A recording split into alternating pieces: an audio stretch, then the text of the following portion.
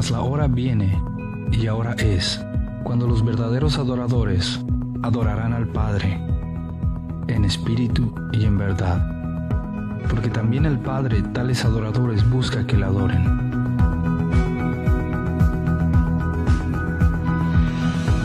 La adoración verdadera parte de una actitud sincera del corazón, que reconoce quién es Dios y quiénes somos delante de Él.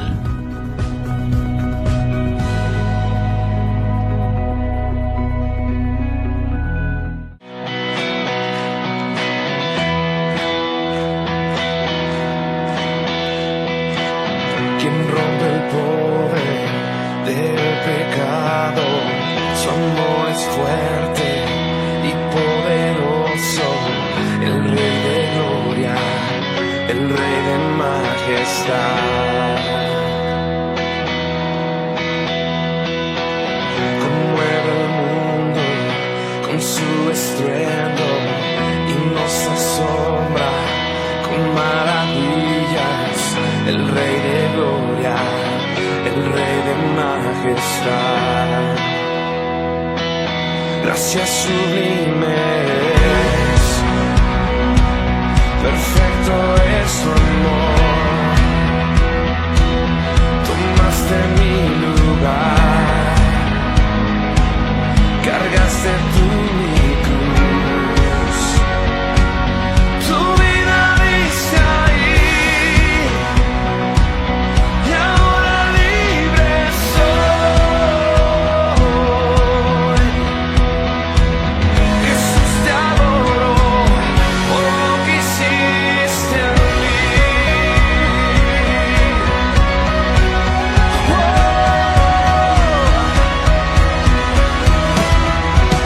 Pusiste en orden todo el caos, nos adoptaste como tus hijos, el Rey de gloria, el Rey de majestad.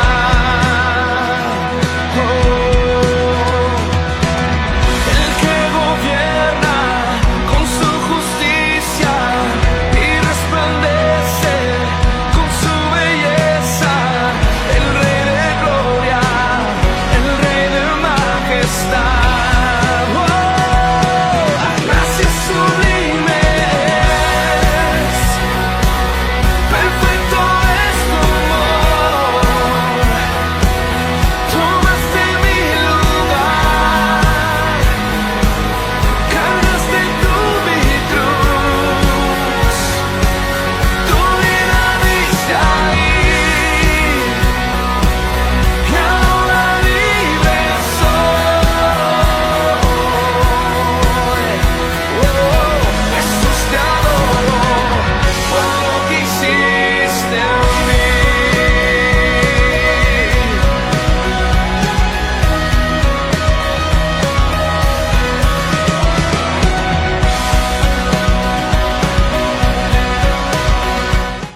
Te adoro por lo que hiciste en mí.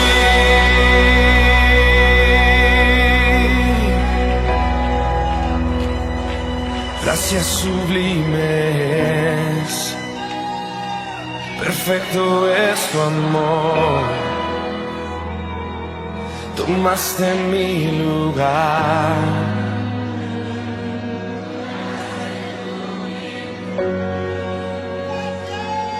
tu vida diste ahí, y ahora libre soy.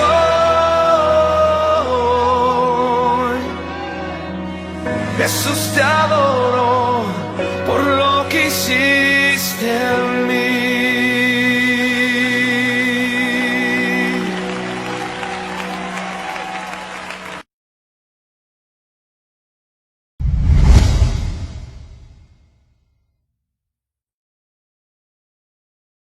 Mi nombre es Daniel Corigliano y soy maestro del Discipulado 1. El tema de hoy es obediencia, sufrimiento y tentación. En el Discipulado 1, muchos de mis alumnos me preguntan si verdaderamente Dios existe, ¿por qué pasa todo esto? ¿Por qué hay tanto sufrimiento? Ahora bien, de acuerdo a las estadísticas, el 80% del sufrimiento es a consecuencia de nuestras malas decisiones. Y el otro 20% son los que se escapan de nuestras manos, como por ejemplo un terremoto, un atropello o contagiarse de coronavirus. Como cristianos no quiere decir que ya no pasemos por problemas o sufrimientos, pero el ser obedientes nos puede ahorrar ese 80% de sufrimiento. Y el otro 20%, que son los que se escapan de nuestras manos, son los que Dios permite con un propósito. Y el propósito es que crezcamos en la fe. Ahora vamos a ver 3 circunstancias en las cuales uno decae en la fe. El primer punto es en lo económico. En Malaquías 3:10 dice: traed todos los diezmos al alfolí, y hay alimento en mi casa.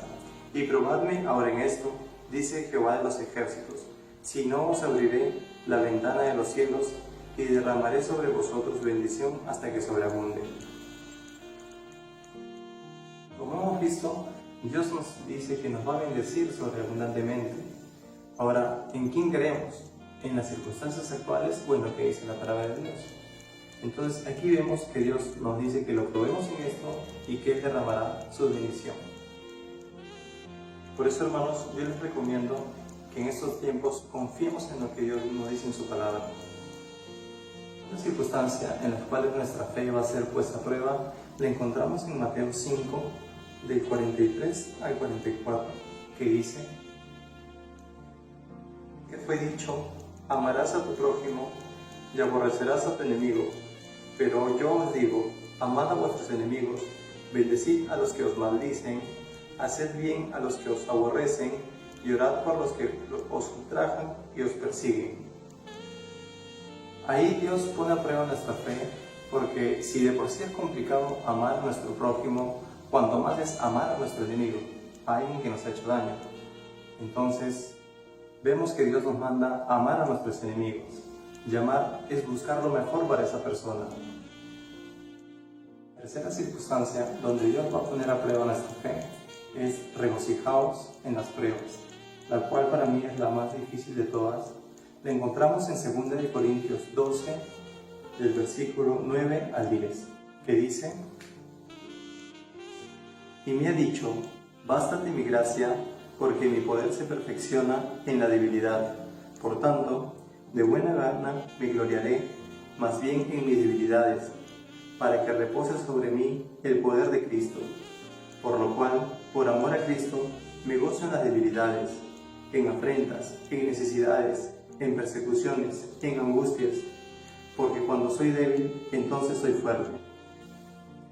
Como hemos dicho, hay situaciones que se escapan de nuestras manos, pero aquí la palabra, en 2 Corintios, Pablo nos dice que él se goza en sus debilidades, en las angustias.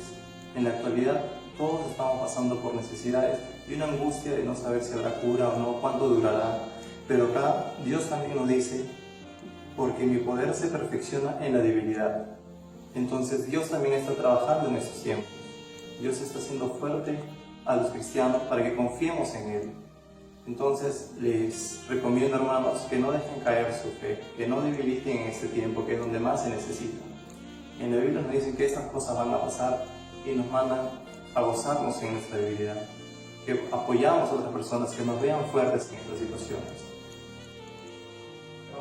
Vamos a iniciar el tema y vamos a tomar una vida como ejemplo. Mayormente se toma la vida de Job como ejemplo de estas circunstancias que nos ocurren, que se escapan de nuestras manos.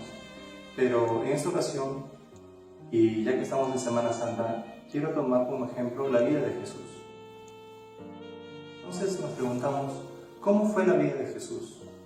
Para ello, veremos el primer versículo, el cual está en Lucas 2, del 48 al 52, que dice: vieron, se sorprendieron, y le dijo a su madre: hijo, ¿por qué nos has hecho así? He aquí, tu padre y yo te hemos buscado con angustia. Entonces él les dijo: ¿por qué me buscáis? ¿No sabéis que en los negocios de mi padre me es necesario estar? Mas ellos no le entendieron las palabras que les habló, y descendió con ellos y volvió a Nazaret, y estaba sujeto a ellos, y su madre guardaba todas estas cosas en su corazón. y Jesús crecía en sabiduría y en estatura, y en gracia para con Dios y los hombres. Ahí vemos que Jesús sabía que era el Hijo de Dios. Entonces vemos que Él entendió cuál era su propósito en la tierra y que Él tenía una misión. Él ya a los 12 años descubrió que era el Hijo de Dios, pero también vemos otro punto en el verso 51, que era que Él estaba sujeto a sus padres. Eso demuestra de que Él era una persona obediente a sus padres. Bueno, luego de ese incidente, no se sabe más sobre la vida de Jesús hasta que cumple 30 años. En el tiempo de Juan el Bautista llevaba el mensaje que decía que el reino de Dios se había acercado. Entonces, en Lucas 3, versículos 21 y 22, relata el momento en que Jesús se bautizó. Aconteció que cuando todo el pueblo se bautizaba, también Jesús fue bautizado, y orando, el cielo se abrió, y descendió el Espíritu Santo sobre él en forma corporal, como paloma, y vino una voz del cielo que decía: Tú eres mi Hijo amado, en ti tengo complacencia. Entonces, vemos que Juan el Bautista llevaba el mensaje de arrepentidos porque el reino de Dios está cerca, pero Jesús no se bautizó porque tenga que arrepentirse de algo, sino porque estaba concordando con el tema de que el reino de Dios se ha acercado, y él decide hacer suyo y volverse el mensajero de ese mensaje. El tema del bautismo también es tratado en el Discipulado 1 en la clase número 8, por eso, hermanos, les recomiendo que puedan llevar su discipulado. Regresando al tema, en el versículo 22 dice: Tú eres mi Hijo amado, en ti tengo complacencia. Entonces, hasta el momento Jesús no había hecho nada milagroso, nada espectacular, pero vemos cómo esa vida en obediencia hizo que el Padre tenga complacencia. Como cuando un padre le dice a su hijo: Oye, me siento orgulloso por lo que estás haciendo, está bien lo que estás haciendo. Entonces, Jesús vivía una vida correcta ante los ojos de Dios. Entonces vemos cómo Jesús primero se enfocó en vivir en una vida en obediencia que complaciera a Dios, y después recién inició su ministerio, el servir a los demás. Muchas veces tratamos este tema en el discipulado en la clase 3, en donde decimos que hay algunos cristianos que se puede decir que aceptan a Cristo como Salvador, pero no como Señor. Entonces, lo que enseñamos es de que debemos aceptarlo como Señor y Salvador. Vemos cómo Jesús se preocupó por vivir en una vida en obediencia que complaciera a Dios, y luego recién inició su ministerio, el servir a los demás. Entonces vemos cómo Cristo se preocupó por vivir una vida en obediencia. En el Discipulado 1, en el tema 3, también hacemos referencia a eso de vivir en una vida en obediencia, porque hay mucha gente que solo recibe a Jesús como su Salvador, pero viven en una vida de desobediencia. Lo que nos enseña Romanos 9 es en recibirlo como nuestro Señor y como nuestro Salvador. Lucas 4 nos habla sobre la tentación de Jesús. Nos dice que Jesús, lleno del Espíritu Santo, fue llevado al desierto por 40 días y que era tentado por el diablo, y no comió nada en aquellos días, pasados los cuales tuvo hambre. Entonces podemos ver cómo Jesús empezó su sufrimiento en el desierto. En las tardes tuvo mucho calor, en las noches mucho frío, pasó hambre, sed y soledad, ¿no? Estando en el desierto. Ahora, nosotros en este tiempo estamos pasando 23 días de cuarentena, estamos en la comunidad de nuestros hogares, con nuestros familiares, y creemos que el mundo se nos viene encima. Pero veamos cómo Jesús estuvo 40 días en el desierto, y aparte de pasar por esas escaseces, por esas necesidades, aparte de eso, estaba el diablo tentándolo. Entonces vemos que las tentaciones tenían como trasfondo en que Jesús no cumpliera su propósito en la tierra, el cual era morir en la cruz para restaurar nuestra conexión con el Padre. Vemos cómo la primera tentación del diablo fue que convirtiera esas piedras en pan. Ahora, si Jesús convertía las piedras en pan, mucha gente lo hubiera seguido, porque hay muchos que se acercan a Cristo por los beneficios o por lo que pueden ver en material.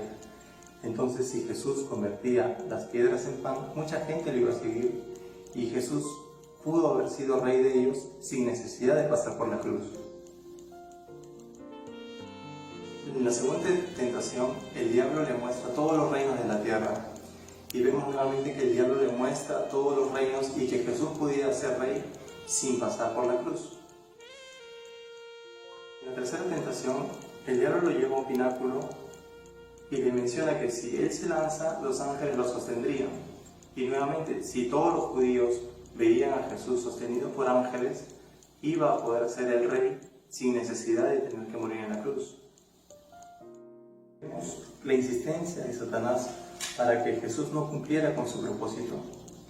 En Lucas 4 termina diciendo: y cuando el diablo hubo acabado toda tentación, se apartó de él por un tiempo. Eso menciona en Lucas 4, pero si vamos a Mateo 4:11, menciona: y el diablo entonces le dejó, y aquí vinieron ángeles y le servían. Ahí vemos cómo Dios lo recompensó por haber soportado las tentaciones. Entonces vemos que Jesús tuvo que pasar por ese sufrimiento de 40 días y por tentaciones, y después de haber pasado eso, recién inició su ministerio. Una vez iniciado su ministerio y todo lo que hemos visto, en Lucas 9 relata otro momento de obediencia. En Lucas 9:31 dice: quienes aparecieron rodeados de gloria y hablaban de su partida, que iba Jesús a cumplir en Jerusalén. Lo que ellos estaban hablando era sobre la muerte de Jesús y cómo Jesús iba a ir a Jerusalén para morir en la cruz.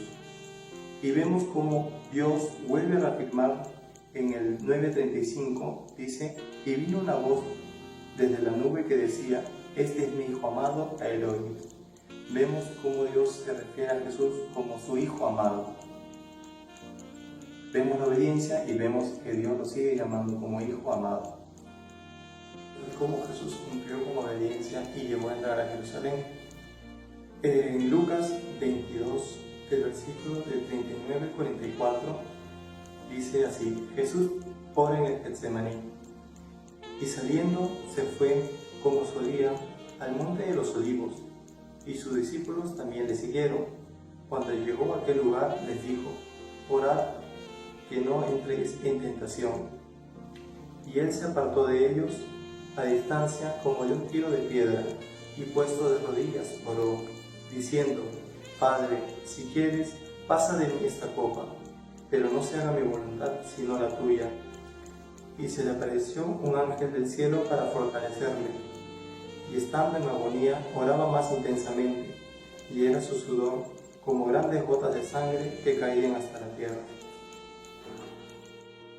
Ahora, como Jesús vuelve a pasar por este sufrimiento, y dice en el versículo 43 que tuvo que venir un ángel para fortalecerle, y que él estaba pasando por mucha angustia, tanto que su sudor era como de sangre. Y ahora vamos a ver la tentación. Hasta en lo último, estando Jesús en la cruz, fue tentado.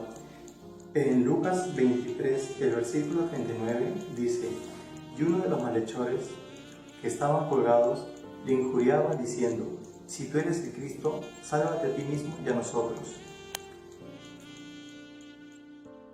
Dios se muestra que el malhechor le decía: bájate de la cruz. Si Jesús se hubiera bajado de la cruz, mucha gente lo hubiera adorado en ese momento y lo hubiera reconocido como Dios, y no hubiera tenido que pasar por la muerte en la cruz. Pero Cristo se mantuvo firme por amor a todos nosotros y pasó ese dolor y esa tentación para que nosotros podamos acercarnos al Padre. Entonces, hemos visto en estos versículos cómo Jesús tuvo que pasar por obediencia, sufrimiento y tentación en su vida personal, y en su ministerio también tuvo que pasar por obediencia, sufrimiento y tentación. Entonces, siguiendo el ejemplo de Cristo, nosotros debemos vivir una vida en obediencia, soportando el sufrimiento y resistiendo las tentaciones. Un versículo que me gusta mucho en Filipenses 2, del 5 al 10, que dice lo siguiente: haya pues en vosotros este sentir que hubo también en Cristo Jesús, el cual, siendo en forma de Dios, no estimó el ser igual a Dios como cosa a que aferrarse, sino que se despojó a sí mismo, tomando forma de siervo, hecho semejante a los hombres, y estando en la condición de hombre, se humilló a sí mismo, haciéndose obediente hasta la muerte, y muerte de cruz, por lo cual Dios también le exaltó hasta lo sumo, y le dio un nombre que es sobre todo nombre, para que en el nombre de Jesús se doble toda rodilla de los que están en los cielos y en la tierra y debajo de la tierra, y toda lengua confiese que Jesucristo es el Señor, para la gloria de Dios Padre. Entonces, hermanos, Dios nos manda a mantenernos firmes en su palabra. En la actualidad vamos a encontrar mucha angustia, mucha necesidad, y vamos a dudar bastante sobre la palabra de Dios, pero debemos fortalecernos y aferrarnos a ella en este momento. Este ha sido el mensaje por hoy. Espero que les sirva de ayuda y que en estos tiempos puedan fortalecerse y que no decaiga su fe. Lo que nos manda Dios es a soportar este tiempo, a resistir las tentaciones y aferrarnos bastante a su palabra en obediencia. Gracias.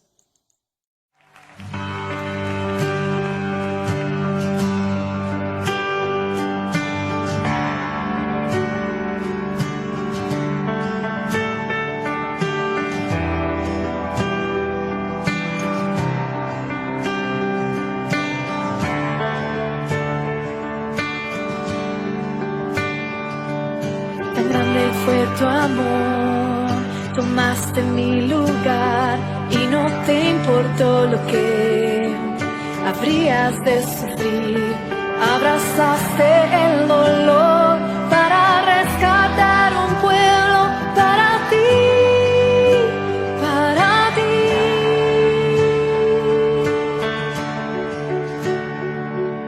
Tan grande fue tu amor, mirando mi maldad, soportaste tú mi cruz y mi humillación, y cada dolor